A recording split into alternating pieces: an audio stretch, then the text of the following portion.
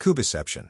When Kubernetes manages Kubernetes. Imagine Kubernetes not just as a container orchestrator, but as a meta-orchestrator, a system that doesn't just manage applications, it manages entire clusters. This is the idea behind Cluster API and the broader Kubeception movement, Kubernetes managing Kubernetes, recursively. The struggle of scaling clusters. Once upon a time, in a cloud-native landscape far and wide, DevOps teams found themselves facing an age-old challenge: provisioning, upgrading, and maintaining Kubernetes clusters across clouds, data centers, and edge locations. Manual approaches were error-prone. Infrastructure as code, Terraform, Pulumi, helped, but they weren't Kubernetes native. Clusters felt like snowflakes, delicate, inconsistent, and hard to reproduce. The community wondered, if Kubernetes so great at declarative reconciliation, could we use it to manage clusters themselves? Enter Cluster API. And so was born Cluster API, CAPI, a Kubernetes subproject under SIG Cluster Lifecycle. Cluster API's core idea is simple, yet powerful. Use Kubernetes-style declarative APIs to manage Kubernetes clusters themselves. Copy introduces several CRDs, custom resource definitions, such as 1. Cluster describes a full Kubernetes cluster. 2. Machine represents a physical/virtual machine in the cluster.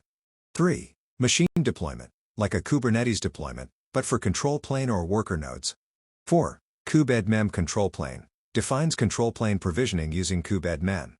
This means that you can kubectl apply a YAML file that declares a new cluster, and a Kubernetes controller, the cluster API provider, will spin it up on your cloud of choice: AWS, Azure, GCP, vSphere, bare metal, even Docker, for local dev. It's Kubernetes, managing Kubernetes clusters, using the same reconciliation loop it uses for pods and deployments.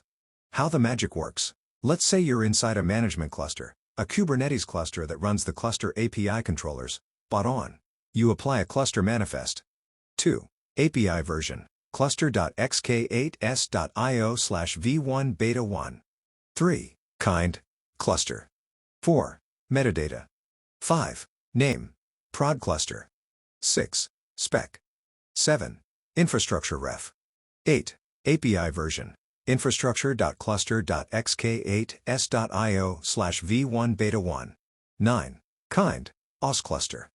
10. Name, prod cluster. 11. Copy controllers reconcile this and use the specified infrastructure provider to provision cloud infrastructure, EC2, load balancers, etc. 12. The Kubedmem control plane controller provisions the control plane using Kubedmem 13. Worker machines join the cluster pod 14. When finished, Copy can even install a CNI plugin, configure kube proxy, etc. Now you have a brand new Kubernetes cluster, managed by the management cluster. Act 4. The recursive beauty of Kubeception. But here's where it gets really Inception-like. Once a new cluster is bootstrapped, it can itself become a management cluster, hosting cluster API controllers and managing other clusters. Clusters managing clusters managing clusters. Kubeception. Why do this? Multi-region federation.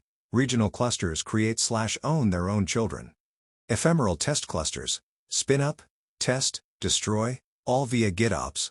Self-healing infrastructure. Upgrade, rollback, autoscale clusters like cattle, not pets.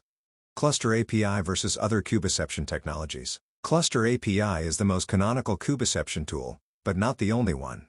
Cluster API stands out because it follows Kubernetes native patterns: reconciliation, CRDs, controllers, GitOps compatibility. The future of Kubeception. The dream of Kubeception aligns with fleet management, edge computing, and hybrid cloud. You might run hundreds of edge clusters, each with 2 to 3 nodes, all managed from a central hub via Cluster API. Clusters could be automatically upgraded and rotated, similar to how pods are. Eventually, clusters themselves may become short-lived, spun up per team, per project, per test suite. Kubeception is Kubernetes turning inward, using its own patterns to manage its own lifecycle, recursively. Epilogue: Kubernetes as a control plane for everything. Cluster API, and technologies like it, are part of a broader vision. Make Kubernetes not just an orchestrator of containers, but the universal control plane for infrastructure. The plumbing, CNI, and CSI. Before you run any apps on Kubernetes, you need connectivity and storage. But Kubernetes is famously unopinionated. It delegates those responsibilities to plugins through standard interfaces. Enter the CNI, Container Network Interface, and CSI, Container Storage Interface. CNI, Container Network Interface. In the early days of Kubernetes, networking was fragmented. Each orchestrator did things its own way. To bring consistency, the CNCF created CNI, a standard interface for configuring network connectivity for containers. CNI in action. When a pod is scheduled, the kubelet invokes the CNI plugin. The plugin sets up a network namespace for the pod. It assigns an IP address, connects the pod to the bridge/overlay/SDN, and updates routes. Kubernetes expects all pods to be able to reach all other pods, and CNI makes that possible. Popular CNI providers: Calico, Flannel, Cilium, WeaveNet, Mulchus. CNI is not Kubernetes specific, it's used by other orchestrators too, like Nomad. CSI, Container Storage Interface. Once pods can talk to each other, they need persistent storage, and that's where CSI comes in. Before CSI, Kubernetes had in-tree volume plugins, hard-coded in kubelet. They were difficult to maintain, cloud-specific, and insecure. CSI decouples Kubernetes from storage implementations. CSI in action. You define a persistent volume claim, PVC. Kubernetes asks the CSI controller to provision a volume, using a storage class. The CSI node plugin mounts the volume to the node where the pod is running. When the pod is deleted, CSI can detach and optionally delete the volume. Popular CSI drivers. CSI Driver Backend. AWS EBS CSI Amazon Elastic Block Store. GCE PD CSI Google Persistent Disks. Azure Disk CSI Azure Managed Disks. Longhorn Lightweight Distributed Block. Rook Ceph-based block/file storage. OpenEBS Local/Distributed CSI System.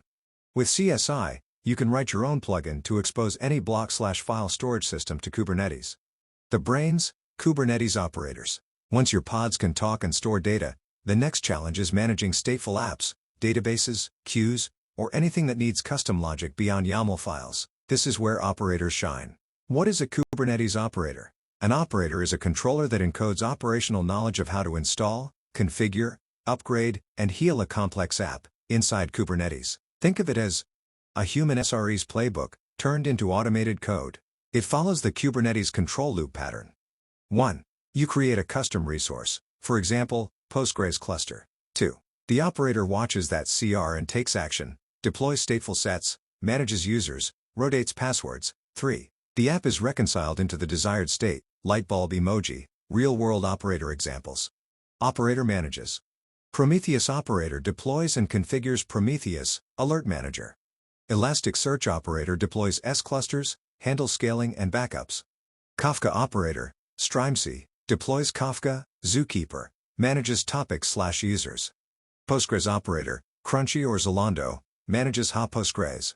Cert manager issues TLS certs from Let's Encrypt, Vault, etc. Operators allow Kubernetes to become a platform for platforms. You don't need to write Helm charts or scripts, just apply a CRD and let the operator do the rest. Some operators are written using KubeBuilder, Go Operator SDK, Go, Ansible, Helm, Metacontroller, Generic Controller Framework. The convergence. Together, CNI, CSI, and operators form the invisible infrastructure that powers modern Kubernetes platforms. Layer role. CNI provides pod-to-pod networking and network policies. CSI enables dynamic provisioning and management of volumes. Operators automate operational knowledge and app lifecycle. Without them, pods couldn't talk, CNI pods couldn't persist data, CSI stateful apps would need human babysitters, operators, with them. You can deploy a replicated PostgreSQL database with automatic backups and failover, attached to cloud-native storage, running on a high-performance CNI mesh, all using YAML. Closing thoughts. Kubernetes' genius isn't just in scheduling pods, it's in extending itself to handle storage, networking, and full-blown apps via interfaces and controllers. CNI and CSI let you plug in the infrastructure. Operators let you plug in intelligence. This trio forms the Kubernetes trifecta of extensibility, letting platform engineers build cloud-native systems with reusable, composable primitives.